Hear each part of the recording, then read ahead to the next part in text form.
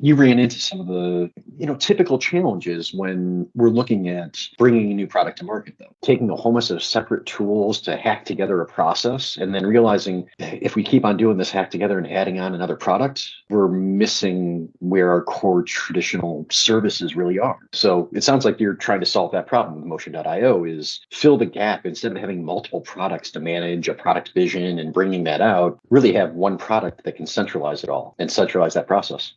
You basically nailed exactly what we are trying to do, because what we're learning, even as we get farther into speaking with more potential users, as we start to grow things like our launch list, we're learning that these initial hypotheses that we had are being proven more and more accurate every single day. People are picking a piece of software, they're taking the best parts of that software, the best features of that software, and then using something else to do things that are missing in that first piece of software. So it is that idea of providing that one place, that one sort of central hub, that one platform that they can use that replaces all of these different sort of mishmashed systems.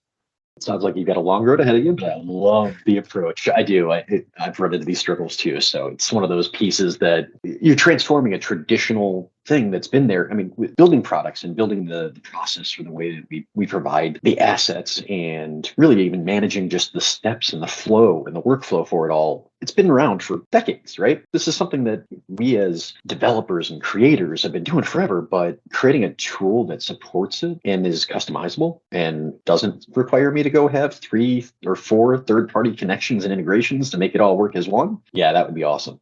Yeah, and one of the key pieces for that, and one of the ways that we're approaching it, is there are these tools, but there isn't anything that combines that client-facing collaboration, which is the big thing that's missing right now in the market, and the big thing that we continue to learn every day. And that client-facing piece is going to be the biggest piece, because if you want like an ad agency or a digital transformation firm to come in and work for clients, having the buy-in is going to be critical there. So that's awesome.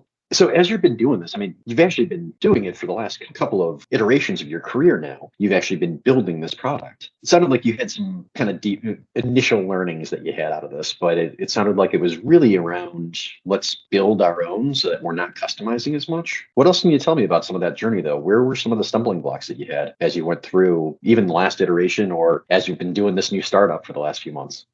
Yeah, and I love the way that you had phrased that, Jeremy, because when I look back at it, it's something I didn't realize until now. But yeah, in some ways, we have been doing it for a long time because we were, developing these internal tools and trying to solve these problems that we were facing. We just weren't building a tool that could be used, by a broader market. It was all, sort of internally based. There's a couple of things that I think that we've learned along the way about how the product's changed and what our idea of what the product is has evolved over time. When we first set out to build this product, our first sort of meeting, our CEO, Harry, who was the founder at my previous business, one of my co-founders now, that first meeting, he sat us down. He gave us each a copy of the Jobs to Be Done playbook by John Chlebowski. It's a great book for anybody involved with product. It basically takes jobs to be done theory and applies it to product development in a more specific way. And it was hugely influential to how we approached the problem and how we approached the validation. We had initially had this idea that the job to be done was to keep projects moving. As we got further along into our research process, what we found is that the job really wasn't to just keep projects moving. The job was actually to collaborate with clients, to get the things needed from that client so there wouldn't be delays and roadblocks in the project that were preventing that project from crossing the finish line. That was our first big realization with this process, is that the product itself needed to be something that was easy for clients to use. It needed to pay attention to what the client expects out of a process, but be flexible enough that it could be adapted to the way every individual marketing agency, design firm, consulting agency works.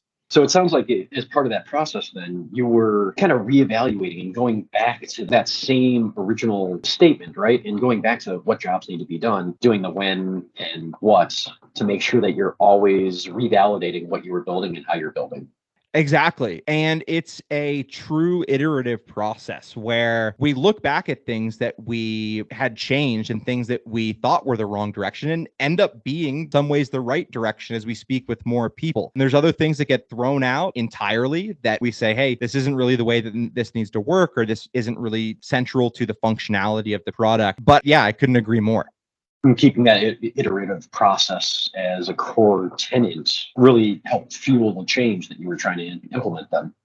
Absolutely. And these ideas and this methodology, it influences so many aspects of the product from the highest level down to the most minute thing. Like, for example, what does the client see when they get invited to a new project? What are the things that they can do within a dashboard that they are looking at? On the other side, for the person who they've hired to do the work, how does that person set up a new project? What are the things that they most need to be able to do so a client can give them those things that they need easily and quickly and in a way that isn't overwhelming for them?